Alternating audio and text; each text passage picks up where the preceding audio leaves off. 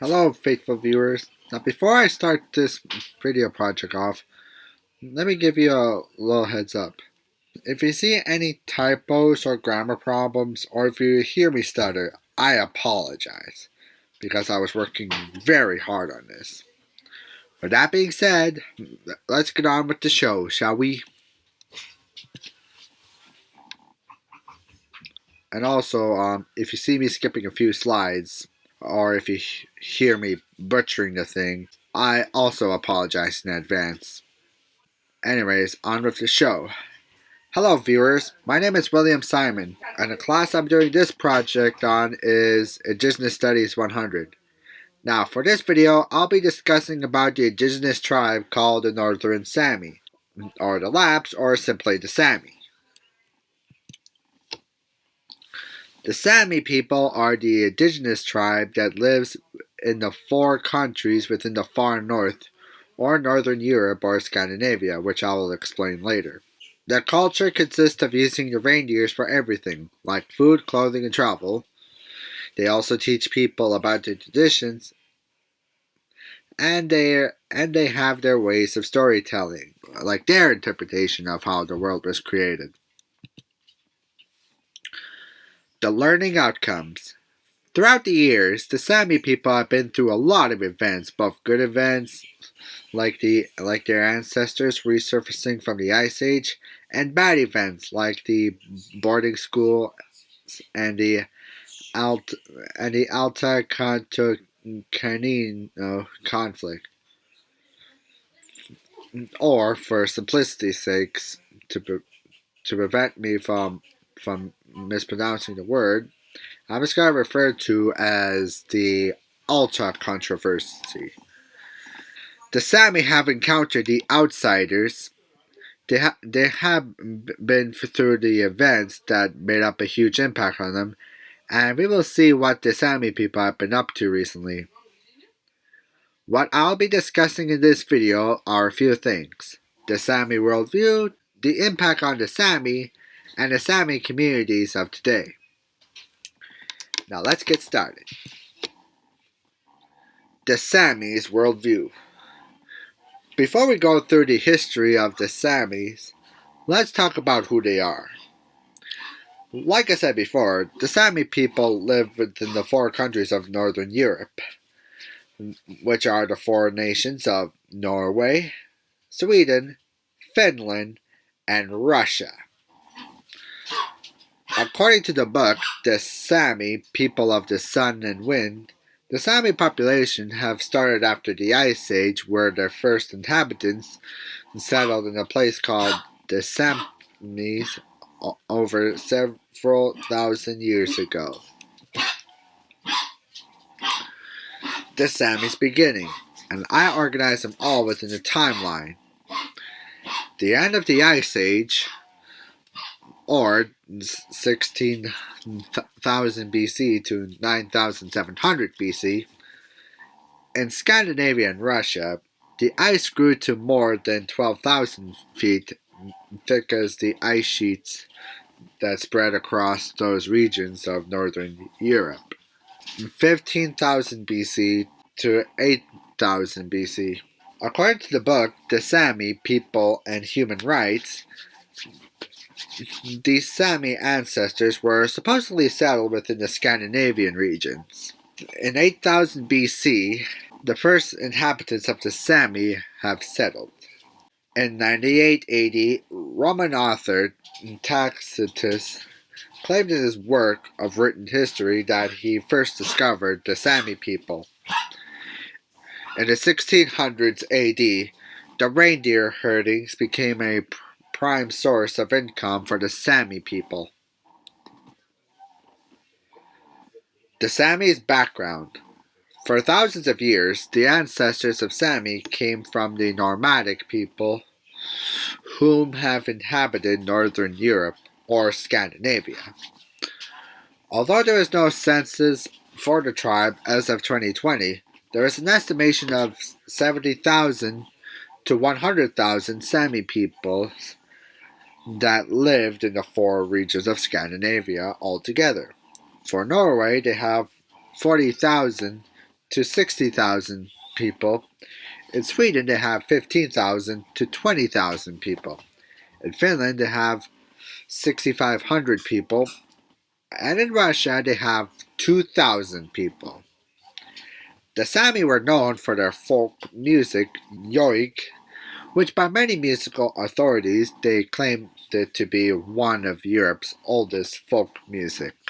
The Sami people within Scandinavia can speak 9 different Sami languages over the years.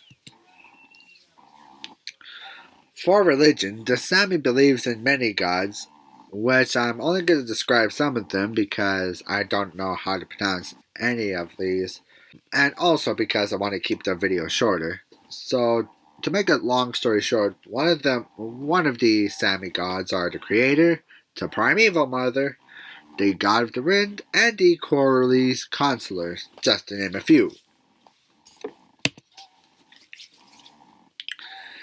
The Encounters with the Outsider, which is another one I made a timeline of.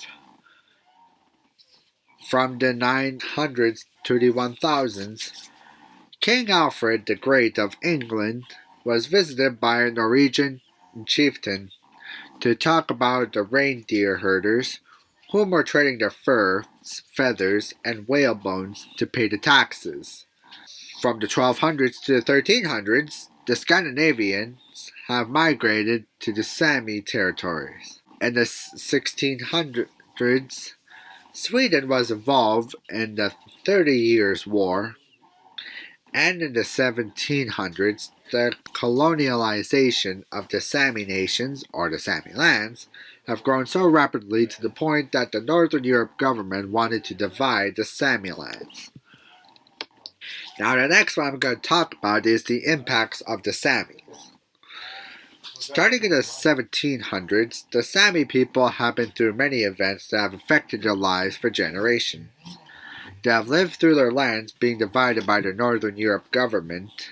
They lived through being converted to Christianity and seeing the Sami children being forced to go to boarding school, which does sound very similar with how the First Nations children in Canada were forced to go to residential school in the 20th century. And they lived through having a conflict with the government, which results to the Alta controversy. Dividing the Sami people's land. In 1751, the division of the land first happened between Denmark, Norway, and Sweden. The governments of those states told the Sami reindeer herders, hunters, and fishers that they no longer owned the lands. This example is one of the reasons that there was not a Sami homeland in Norway that were by definition. In the 1800s, many of the Sami families were forced to move out of their homelands so that people could have access to the border in Finland. Near the end of that century, the migration expanded since the population of both the town of Sweden and the town of Norway expanded as well. Religious conversion. In the 1500s, the churches within the Northern Europe were very interested in the Sami people that they sent the priests to work with them. The first missionaries from the churches have learned the Sami language and tried to convert the Sami people to Christianity.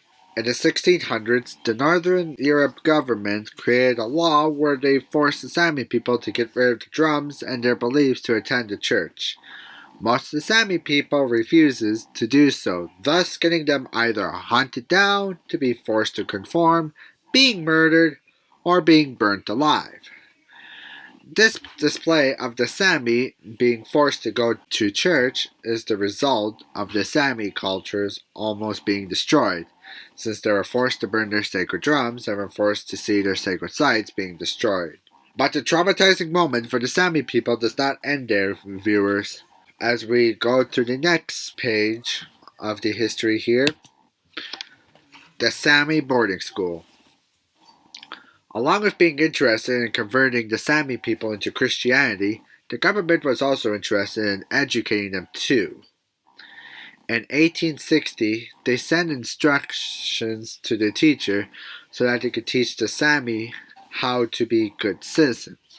but because the government wanted to speed up the Norwegianization, so they brought in the boarding schools for the Sami children, where similar to what the First Nations people have been through with the residential schools in Canada, they took the Sami people from their parents by force and were forced to speak the Norwegian language at all times or there were consequences. This has caused the Sami children being alienated from their families due to them not being able to read or write within their native language. The only important subject in the boarding school that the teachers taught the Sami children are both Christianity and Bible readings. It is due to these strict guidelines that the majority of society have almost successfully divided the Sami people since they have become isolated with each other with traumatization that is brought on by boarding school and the government. In the 1960s, the people of Norway have decided that they should finally teach the Sami children their native language as an introduction in Northern Sami as a first language. After that introduction, they are slowly teaching the Sami students about the Sami cultures like the breeding and marketing of reindeer, which led to a handicrafts revival to the Sami population.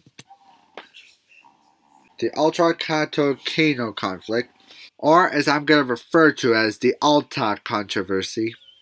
In between the late 1960s to the early 1970s, the Norwegian Watercourse and Energy Department, or the NVE for short, announced that they're going to construct both a dam and a hydroelectric power near the Alta-Kautokeino Watercourse.